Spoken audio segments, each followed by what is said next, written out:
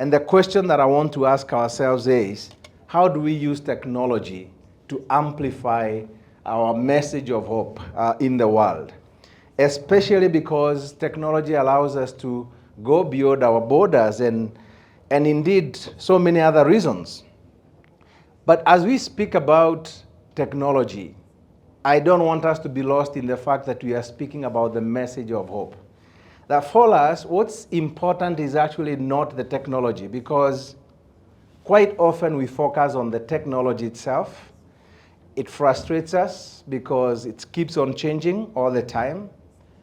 But we forget that what's very important is the hope and the message that we have. And so technology only comes in as an enabler for us. It only allows us to communicate better. It allows us to reach more people. It allows us to go to places. I like what Bishop Lesuit said yesterday. Books go to places that you cannot go. But technology even goes further to places that you can never, ever get. And so that, to me, is an encouragement for publishers, for writers, to understand that we can harness technology, we can use it to amplify and share a message of hope.